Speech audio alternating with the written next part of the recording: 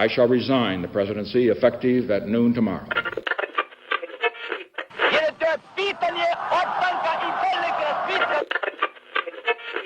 Sejam todos muito bem-vindos a mais um episódio do podcast Mundo História. E no episódio dessa semana eu vou falar com vocês um pouquinho sobre a gripe espanhola. A ideia aqui é abordar a pandemia da gripe espanhola, como ela aconteceu, as suas consequências e trazer uma reflexão para os dias de hoje. Mas, como sempre, eu deixo aqui meu agradecimento à querida Tatá, que financia o nosso podcast, e lembro você que você pode fazer o mesmo por meio do nosso Apoia-se e que o link está lá no nosso Instagram, @mundinhodehistoria. Mas sem mais delongas, vamos passar para o episódio dessa semana.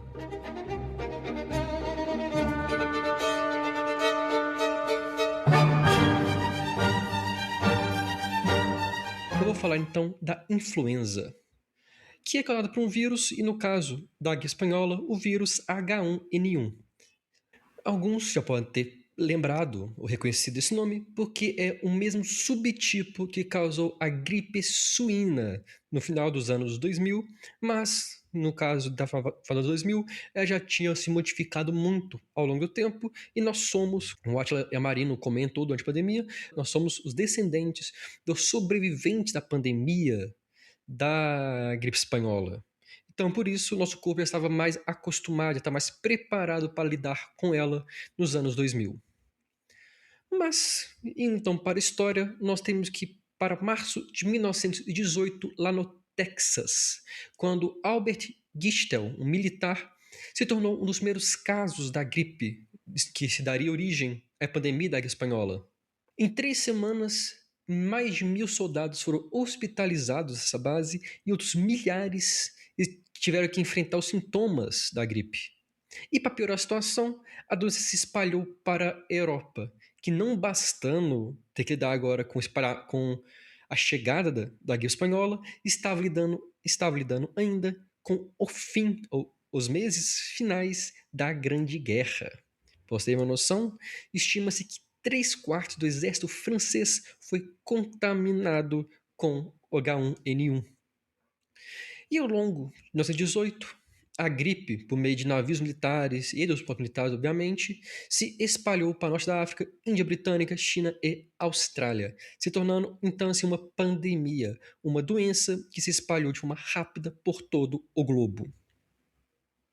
A primeira onda foi na primeira metade de 1918 e ela foi não tão letal. Ela parecia mais um resfriado, causava sintomas leves, mas isso mudaria. Uma segunda onda começou em agosto, provavelmente um vírus mutado devido ao aumento da sua letalidade. Essa onda começou na Inglaterra e se espalhou pelo mundo. Entre os sintomas mais graves, nós temos registros de hemorragia nasal, pneumonia, encefalite, 40 graus de febre, sangue na urina e até mesmo coma, e tudo isso, obviamente, podendo levar ao óbito. Uma terceira onda aconteceria ainda na virada de 1918 e 1919, partindo da Austrália. Olha só que interessante. Nós podemos falar dessas 3 ondas, cada uma começando em um lugar, não só um lugar, como um lugar distante. América do Norte, Europa e uma ilha da Europa, e a Austrália, uma ilha ou um subcontinente na Oceania. E o que tem em comum? Que, começando nesses lugares, se espalhar para lugares muito longes. Da Austrália chegou aos Estados Unidos, dos Estados Unidos chegou na Inglaterra, na China e por aí vai. Algo muito similar com o que o mundo enfrentou mais recentemente com a pandemia do SARS-CoV, da Covid-19. Mas aí vem a questão. A doença começou a se espalhar, ao que tudo indica, da sua primeira onda, nos Estados Unidos. Por que gripe espanhola? O mundo passava pela Grande Guerra. E os países europeus que estavam, obviamente, os mais inseridos naquela guerra, tinham uma censura nos jornais por conta do conflito. E para tentar evitar de causar pânico na população, aumentaram a censura, proibindo divulgação de notícias sobre a doença. Qual país tinha menos restrições? A Espanha. Dessa forma, As notícias passaram a ser muito mais divulgadas na Espanha, causando a ideia errada de que era uma doença originada da Espanha. Causou a impressão da Espanha foi o marco zero, mostrando um exemplo de como a censura afeta ou afetou o dia a dia das pessoas. Mas e o Brasil?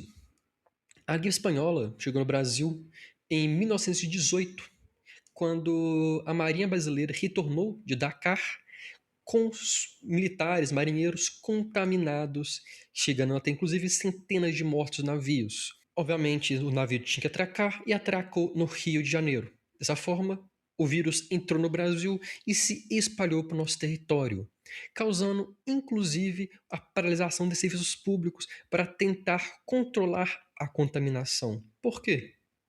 Porque assim como a Covid, a H1N1, a gripe espanhola ou a gripe suína, ou as gripes como um todo, são transmitidas por meio de fluidos, saliva, fluidos como a saliva, por exemplo, que vem de espirro, cuspir e tudo mais, e precisa de um contato interhumano para se espalhar. Não é à toa que uma das coisas muito usadas naquela época e também na pandemia de agora da Covid foi justamente a máscara, aqueles protetores faciais. Por quê? Porque você impedia a transmissão da Covid, tampando ou barrando as partículas de chegarem na outra pessoa. Outros navios trouxeram para cá também a doença, que causou caos em todo o território. Posso ter uma noção? O Carlos Sedi, da Diretoria-Geral de Saúde Pública, confirmou que o Brasil não teria como controlar a pandemia em seu território de forma fácil. Estima-se que 35 mil brasileiros e brasileiras morreram da gripe espanhola, com outras dezenas de milhares de contaminados, sendo que desses 35, 15 mil morreram no Rio de Janeiro. Sim, nossa capital, a cidade mais populosa e foi o grande centro dessa dessa pandemia. E é uma questão interessante. Nós temos que ressaltar a questão social na pandemia, nas pandemias, para ser mais exato. Por quê? Porque a elite carioca, a elite brasileira, tinha condições de se refugiar em fazendas, chácaras, em cidades menores do interior, fugindo dos grandes centros urbanos, que era onde estava a contaminação. Algo que as famílias pobres não conseguiam fazer. Por consequência, as pessoas mais humildes, com menos recursos financeiros, estavam mais expostas à contaminação e, consequentemente, a complicações e à morte por conta da H1N1. E nós podemos trazer para o Brasil da pandemia. As pessoas com um pouco mais de dinheiro, pessoas de classe alta e mesmo classe média, dependendo do emprego, podiam trabalhar de casa, o famoso home office. E as pessoas mais pobres que tinham que trabalhar no dia a dia em padarias, em farmácias, em lugares de acesso público, de contato com o público, ou quando não podia trabalhar por conta das ondas se agravando e o fechamento de serviços, tinham as suas economias prejudicadas. Olha só que interessante. Falar de pandemia, falar de doenças, também é falar da desigualdade social e da importância de um governo agir para ajudar a população quando necessário. Inclusive, no caso da gripe espanhola, o Rio de Janeiro e outras cidades enfrentaram a escassez de alimentos, porque as pessoas compravam desesperadamente, além de, claro, que a doença afetou toda a linha de distribuição, de produção de alimentos. Para você ter uma noção do impacto, o carnaval do Brasil foi afetado pela pandemia. Daqui a cerca de 2 semanas, daqui a 2 semanas, o Brasil vai estar entrando em mais um carnaval. E 107, 108 anos atrás, o Brasil viu seu carnaval sendo adiado por conta da pandemia. Algo muito similar ao que o Brasil presenciou durante a pandemia da SARS-CoV-2, da Covid-19. E aí eu tenho que falar de uma figura muito importante para a história do Brasil. Carlos Chagas. Sim, aquele mesmo cientista médico que descreveu a doença de Chagas, inclusive eu espero fazer um podcast sobre ele um dia e debater do Prêmio Nobel.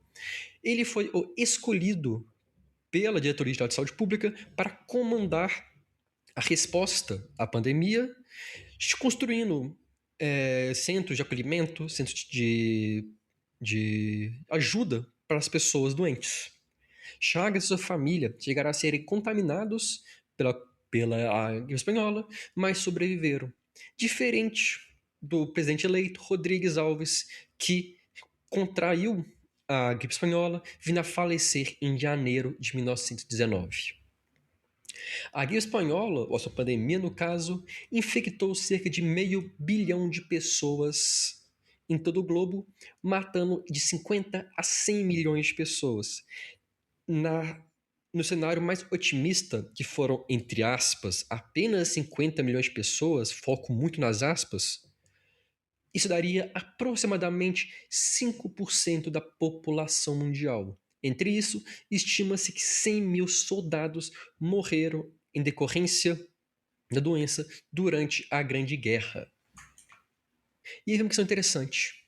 Se nós somarmos todas as mortes em decorrência da Grande Guerra, nós temos aproximadamente 8 milhões e meio, 9 milhões de pessoas mortas. Ou seja, 5 anos de guerra quase, a maior guerra que a humanidade tinha visto até então, não mataram nem 20% do que a gripe espanhola matou.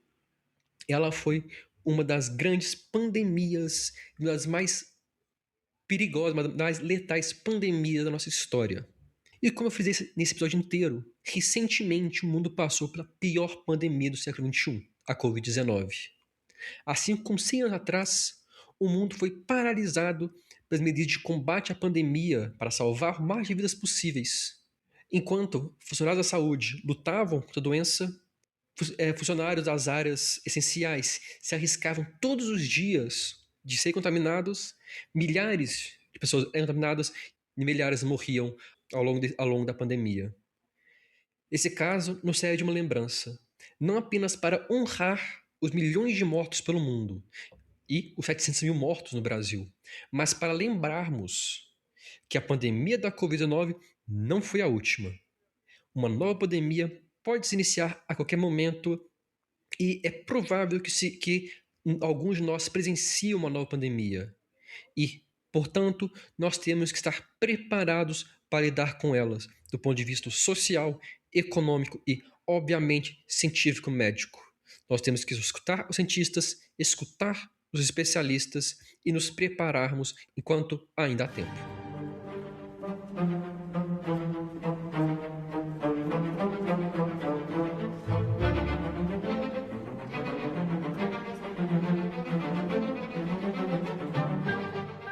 Eu agradeço a todo mundo que escutou o Destaque.